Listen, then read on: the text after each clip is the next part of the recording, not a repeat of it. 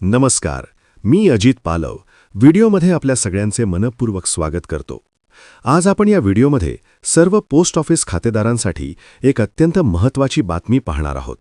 जसे की भारतीय टपाल विभागाने पैसे काढण्याच्या आणि पैसे जमा करण्याच्या नियमात काही बदल केले आहेत, त्याबद्दलची संपूर्ण माहिती जाणून घेऊया. तत्पूर्वी चॅनलवर नवीन असल्यास कृपया आपल्या चॅनलला सबस्क्राईब करून बेल आयकॉन प्रेस करा. महत्त्वाचा व्हिडिओ शेवटपर्यंत पहा. मित्रांनो, पोस्ट ऑफिस खातेदारांसाठी एक मोठी बातमी समोर आली आहे.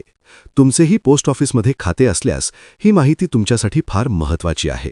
बचत किंवा गुंतवणुकीसाठी पोस्ट ऑफिसमध्ये खाते उघडणे हा एक सुरक्षित पर्याय मानला जातो व तसेच टपाल खात्याच्या विविध गुंतवणूक योजनांमधून गुंतवणूकदारांना चांगला परतावा तर मिळतोच, शिवाय केंद्र सरकारच्या अत्यारेट टपाल खाते म्हणजेच भारतीय पोस्ट ऑफिस येत असल्याने जोखीम देखील यामध्ये कमी असते. अशातच पोस्ट ऑफिस खातेदारांसाठी एक मोठी व महत्त्वाची बातमी समोर आली आहे. सरकारने पोस्ट ऑफिस खात्याशी संबंधित काही नियम बदलले आहेत. या बदललेल्या नियमांबाबत पोस्ट ऑफिस खातेदारांना माहिती असणे अत्यंत आवश्यक आहे. केंद्र सरकारने बचत खात्याशी संबंधित योजनांमध्ये 3 महत्त्वाचे बदल केले आहेत. या नवीन नियमांबाबत केंद्रीय वित्त मंत्रालयाने 3 जुलै रोजी एक अधिसूचना देखील जारी केली आहे. या अधिसूचनेत टपाल विभागाच्या बचत खात्यासंबंधीच्या नवीन नियमांबाबत संपूर्ण माहिती देण्यात आली आहे. आता नवीन नियमानुसार ग्राहकांना म्हणजे खातेदारांना पैसे काढण्यासाठी फॉर्म 2 ऐवजी फॉर्म नंबर 3 भरावा लागणार असून पासबुक दाखवून खात्यातून किमान म्हणजे कमीत कमी 50 रुपये काढू शकतील. यापूर्वी 50 रुपयांसाठी फॉर्म 2 भरून आणि पासबुकवर सही करून पैसे काढावे लागत होते. याशिवाय महत्त्वाचे म्हणजे आर्थिक वर्षाच्या शेवटी खात्यात किमान म्हणजे कमीत कमी 500 रुपये असणे बंधनकारक आहे. यापेक्षा कमी पैसे असल्यास 50 रुपये दंड भरावा लागणार आहे, म्हणजे 50 रुपये खातेदारांकडून कापले जाणार आहेत.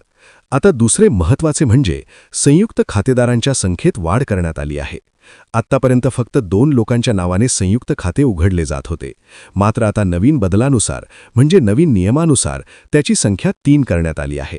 आता 3 भागीदार एकत्र एक संयुक्त खाते उघडू शकतील. आता जमा रकमेच्या व्याजाच्या नियमात तिसरा महत्त्वाचा बदल काय झाला ते पाहू. आता बचत खात्यामधील महिन्याच्या 10व्या दिवसापासून ते महिन्याच्या शेवटच्या दिवसापर्यंत जमा रकमेवर 4% दराने व्याज दिले जाईल. या व्याजाची गणना केल्यानंतर प्रत्येक वर्षाच्या शेवटी व्याजाची रक्कम खात्यात जमा केली जाईल. जर का खातेधारकाचा मृत्यू झाल्यास खाते बंद केलेल्या महिन्याच्या शेवटी त्याच्या खात्यात व्याजाची रक्कम जमा केली जाईल. हा व्हिडिओ शेवटपर्यंत पाहिल्याबद्दल आपल्या सर्वांचे अगदी मनापासून आभार. खूप खूप धन्यवाद. जय हिंद, जय महाराष्ट्र.